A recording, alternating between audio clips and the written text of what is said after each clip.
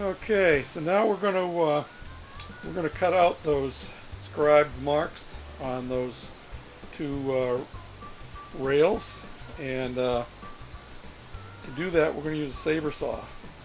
And this is my old tried and true Skill brand saber saw I've had probably for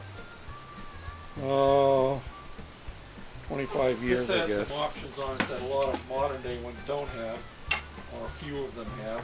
One is it has the scroll control. I can swing the blade 360 degrees and then I can lock it either in a forward position like that, or I can turn it and I can lock it in reverse position, or I can lock it in a side position like that. And it comes very handy when you're doing in close work. And you notice this tape that I added on here. You like that purple color? Huh? Isn't that great? This was before the new generation of saber saws came out, and the air vent for the engine is right here, and but it just blew out the sides. And I finally figured out, why not put this deflector on here. Nowadays they have a clear plastic deflector that does this job, but this actually directs that exhaust right down and keeps the sawdust away from my blade so I can see my marks a whole lot better. So without further ado, this blade here maybe is a little bit too wide this way to swing the small arc that I'm going to swing. So I'm going to change that blade and put a narrower one on there. Being an old-time carpenter, I like to use old-time tools. How's that for an old-fashioned screwdriver? Isn't that nice? Just something very aesthetically pleasing. It even has, look at the, I don't know if you can see the detail in that or not. You see the little engravings around the middle? It's just, back in those days there was something special about your tools. And I still have my old, I'm going to show you the difference in these blades. This one is standard straight cutting. This one's a little bit narrower. And I want you to pay particular attention. See, the blades on this are cutting up, and the blades on this one are cutting down. And so I'm going to use this one here. It's narrower this way, and it's a downcut blade, so it's not going to leave all the fuzzies coming up. When the blade is cutting up, it leaves all the fuzzies from your cut on the top side. And since I'm following a fine line, and I want that to be my face side, put the fuzzies down. That way if there's any split off, you won't see it because it'll be on the back side of our rail.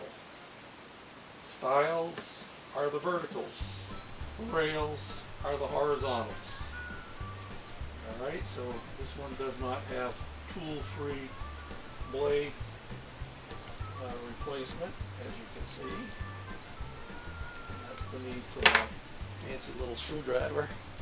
Now we'll reset and get you over to the workstation again. One of the things that videos on your own and trying to do the work too is you can't bring the camera in close and follow along. I apologize for that, but you just kind of have to take my word for it.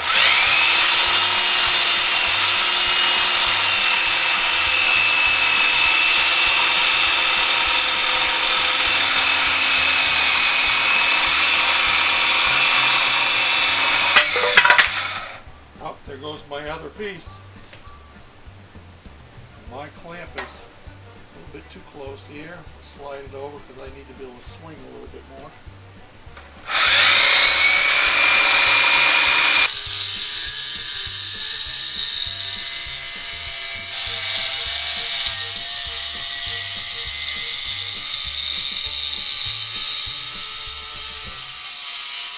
And there we have it. Now my cut is probably not perfect, and it's not perfectly right along with my pencil marks, but that's okay because, like everything else on this, let me get you swung around here. You guys, you're just kind of slow moving this morning, you know what I mean? What's the story? But you get the idea. it falls along that line, and I'm going to be sanding all of that, and we'll bring it to the line when we go at it with the belt sander and then with the orbital sander. So that's the first of our two styles, and the other one will be cut the same way. It's down there on the floor. You heard it fall.